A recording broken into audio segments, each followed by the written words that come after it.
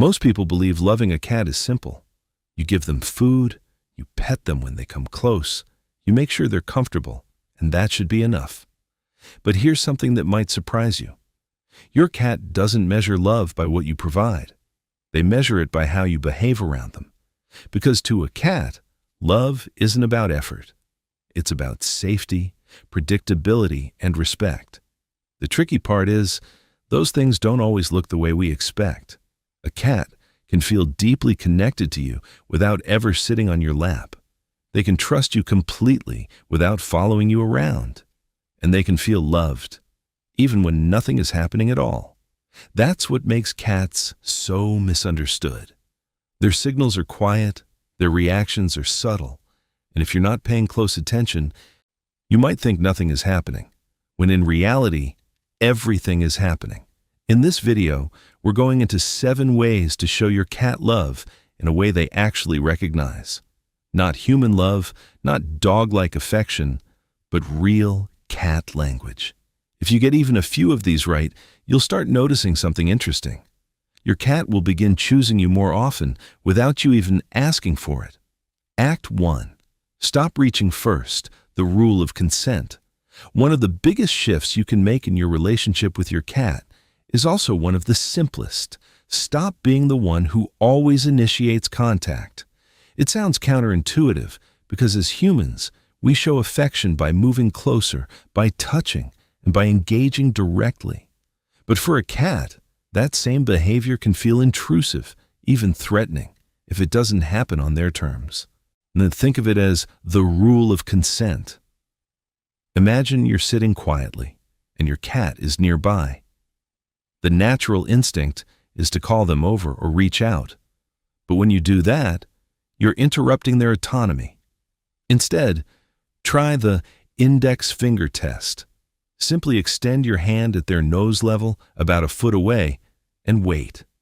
If they lean in and sniff or rub their cheek against your finger, they are inviting you in. If they look away or stay still, they are politely saying, "Not right now."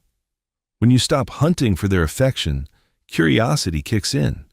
Your cat starts paying attention to you. They evaluate the situation, deciding it's safe because you aren't a source of unpredictable grabbing. When they finally do come closer and rub against you, that moment carries much more weight than if you had forced it. Control, for a cat, is directly tied to comfort.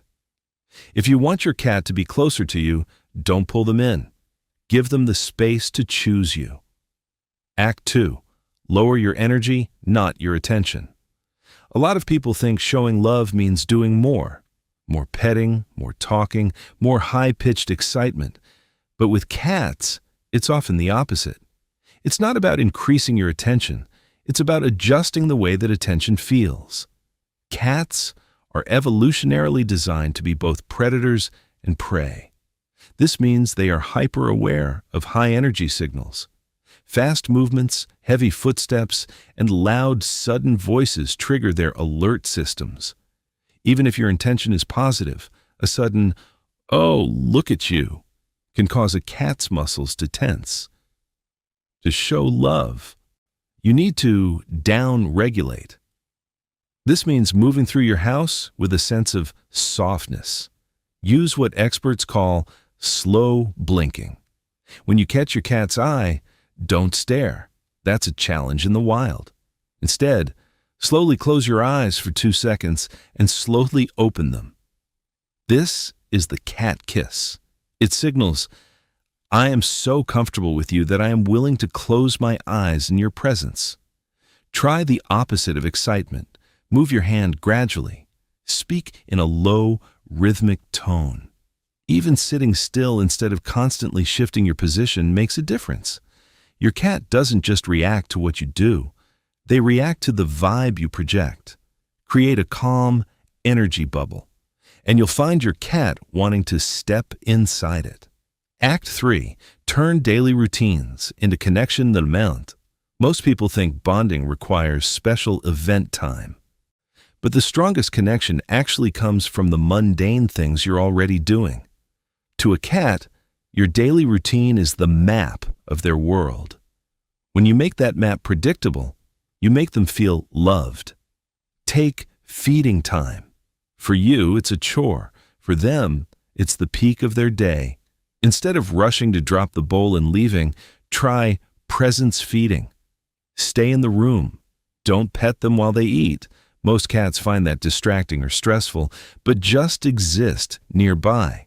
This associates your presence with the ultimate reward, survival and security. The same applies to your morning routine. If you make coffee at 7 a.m. every day and you acknowledge them with a soft word every single time, the consistency builds a safety ritual. They begin to rely on your patterns. Predictability is the highest form of respect you can give a territorial animal. Don't look for extra things to do. Just be more intentionally present in the things you already do. Act 4. Let them be close without touching them. One of the biggest misunderstandings about cats is the idea that closeness must involve physical contact. As humans, we are tactile. We hug, we hold, we pat. But cats often practice parallel living. If your cat chooses to sit on the other end of the couch or even just in the same room as you, they are being affectionate. In cat language, sharing a space is a high-level social behavior. They are choosing your company over the safety of a hidden spot. Here's where we often fail. The second the cat gets close, we reach out to pet them. This interrupts their quiet enjoyment of your presence. It turns a relaxing moment into a social obligation for the cat. I've seen many cats who would stay for hours if left alone, but leave the second a hand touches them. Next time your cat sits near you, try the silent companion technique. Acknowledge them with a look or a soft blink, but keep your hands to yourself. Let them experience the joy of being near you without the pressure of being touched. When closeness doesn't come with a price tag of physical interaction, the cat will feel more relaxed and, ironically, will eventually start seeking out your touch on their own. Act 5. Engage their mind, not just their body. Cats are apex predators in tiny bodies, and their need for stimulation goes far beyond simple physical movement. Many owners think that tossing a plush mouse or dangling a feather for 2 minutes is enough to entertain their cat. But mental engagement is the true key to a cat's heart. A bored cat is a stressed cat. In the wild, a cat's day is filled with a series of high-stakes mental calculations. Where's the prey? How do I approach without being seen? When is the perfect moment to pounce? When we remove those challenges by simply putting food in a bowl, we accidentally take away their sense of purpose. To show love through mental engagement, you have to lean into their hunting instinct. Try passive enrichment.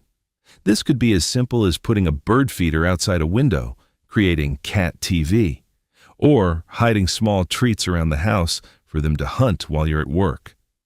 When you engage their brain, you aren't just keeping them busy, you are telling them, I understand your nature. I've seen aloof cats suddenly become shadow-like companions once their owners started using puzzle feeders or scent play, bringing in a leaf or a piece of wood from outside for the cat to investigate. By giving them a world that is mentally stimulating, you become the provider of not just calories, but of a fulfilling life. That is a profound form of love that resonates far deeper than any petting session ever could. Act 6. Respect their mood swings, the law of autonomy. Cats, much like us, have internal emotional batteries that drain and recharge. Some days they are social butterflies. Other days they are recluses who want nothing more than to stare at a wall in a dark closet. One of the most powerful ways to show love is to honor those fluctuations without taking them personally. Many owners interpret a cat's retreat as a rejection. They think, I've been so nice to you, why are you hiding? The natural reaction is to go find the cat, pull them out from under the bed, or coax them with treats. But to a cat, this feels like a boundary violation. Think of it as the open door policy. If your cat is in a hiding spot, that spot is their sanctuary. By not reaching in to grab them, you are sending a massive signal of safety. You are saying, I respect your right to be alone. I remember a specific cat who was labeled mean because he would hiss when people tried to pet him in his cat tree. The reality? That tree was his office. When the family agreed to never touch him while he was in that specific spot, now something miraculous happened. Because he knew he had a 100% safe zone where he wouldn't be bothered, he felt more confident coming down to the floor to socialize. When you give a cat the right to say no, they will say yes to you much more often. Act 7. Be their steady presence, the anchor effect. The final way to show love is the most understated. Just be a steady presence. Cats are place-oriented animals. Their security is tied to their environment. In a world of vacuum cleaners, moving cars, and shifting furniture, you need to be the one thing that never changes. This is what I call the anchor effect. It's the art of existing in the same space without a transactional goal. If you are working at your desk and your cat is napping 3 feet away, don't feel like you have to do something. The fact that they chose to nap near you is their way of saying you are part of their inner circle. Consistency is the ultimate love language for a cat.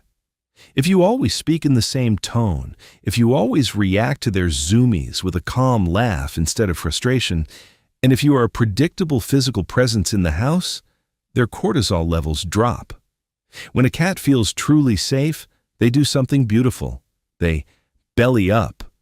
They expose their most vulnerable part, their stomach, not necessarily for a rub, but as a sign of total relaxation. This only happens when you have proven over months and years that you are a steady, non-threatening anchor in their world. You don't need to be an entertainer. You just need to be a constant. When you look at these 7 strategies together, you'll see they all lead back to one core truth.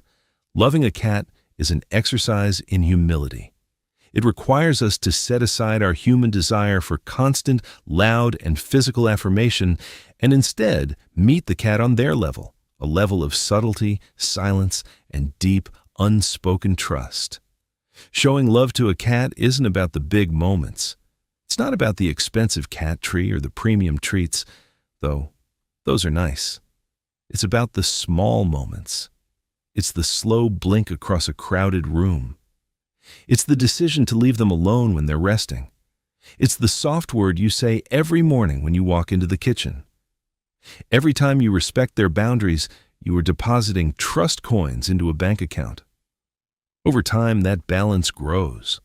You'll notice your cat starts choosing to sit a little closer. Yet they'll start head-butting your hand when you're not looking. They'll start following you from room to room, not because they want food, but because your presence has become their favorite place to be. Love for a cat isn't a performance. It's a partnership. It's a quiet, deliberate bond woven into the fabric of your daily life. If you act with patience, respect, and a calm heart, you won't just have a pet. You'll have a companion who truly feels seen. And in the silent, mysterious world of a cat, being seen and respected is the greatest gift of all.